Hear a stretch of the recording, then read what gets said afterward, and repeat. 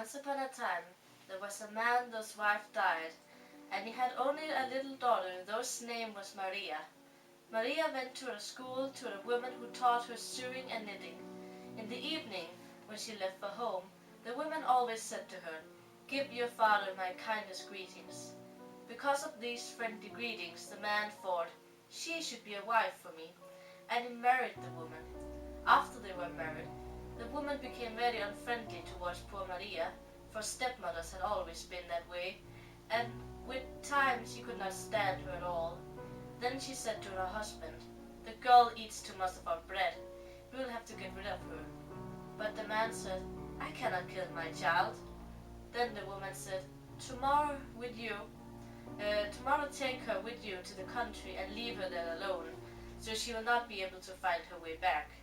The next day the man called his daughter and said to her, "We are going into the country. We will take something to eat with us." Then he got a large loaf of bread, and they set forth. However, Maria was clever, and she filled her pockets with bran. As she walked along behind her father, from time to time she threw a little of the pile of bran onto the pathway. After walking for many hours, they came to the top of a steep cliff.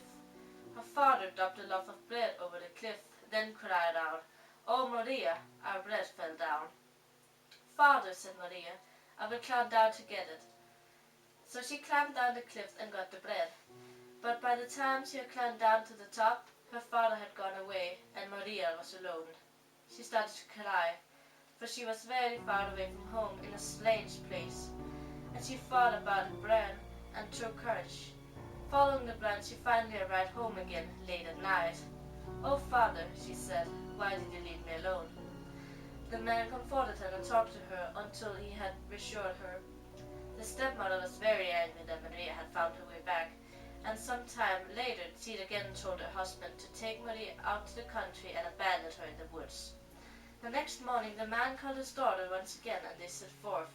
The father again carried a loaf of bread, but Maria forgot to take bran with her. In the woods they came to an even steeper and higher cliff. The father once again dropped the bread over the edge, and Maria had to climb down to get it. When she arrived back to the top, her father had gone away and she was alone.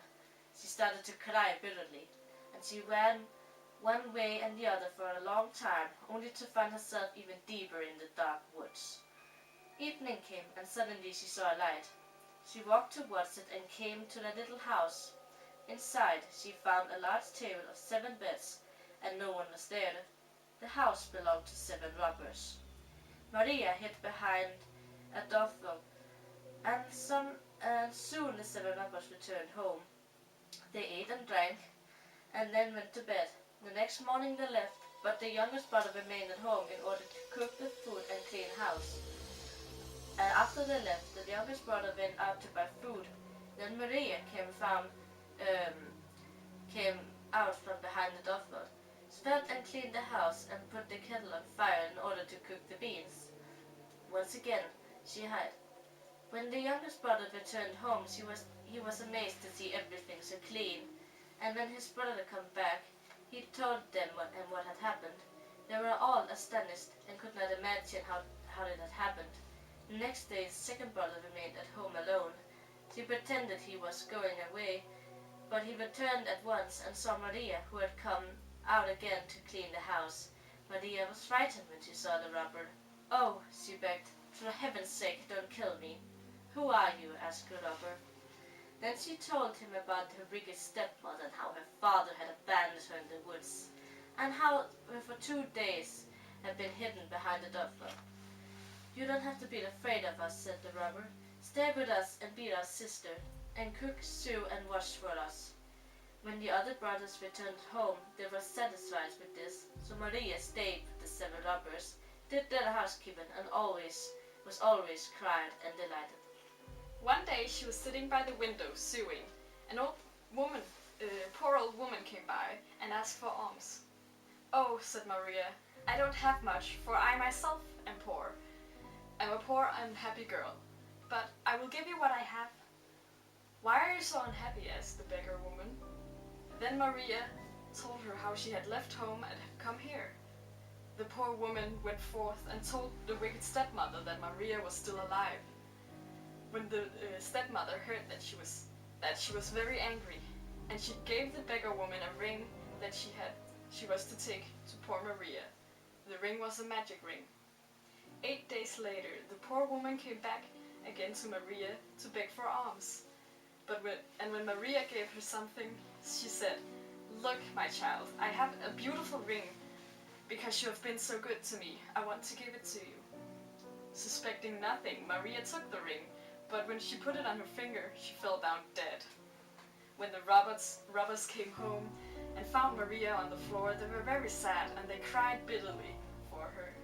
Then they made her a beautiful coffin and laid Maria inside it, after having adorned her with the most beautiful jewelry. They also put a large amount of gold in the coffin, which they then sent on an ox cart. They drove down the ox cart into the city. When they came to the king's castle, they saw that the stall door was wide open. They drove the oxen inside in order to bring the cart into the stall. This caused the horses to become very uneasy, and they began rearing up and making noises. Hearing the noises, the king sent out someone to ask the stallmaster what had happened. The stallmaster answered that the cart had been driven into the stall. No one was with the cart, but on it was a beautiful coffin. The king ordered the coffin to be brought into his room, and there he opened it. And when he saw the beautiful dead girl inside, he began to cry bitterly, and he could not leave her.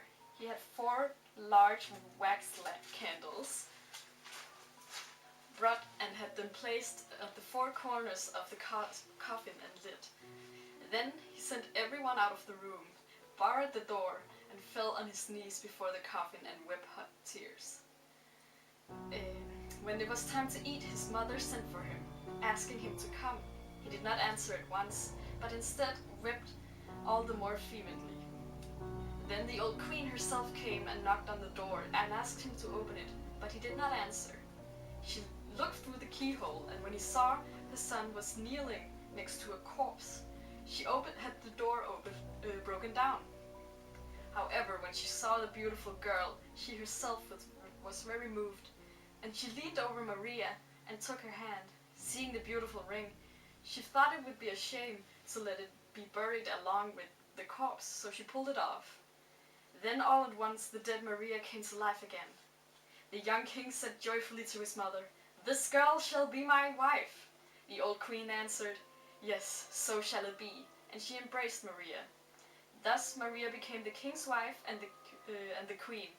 They lived joyfully in splendor until they died.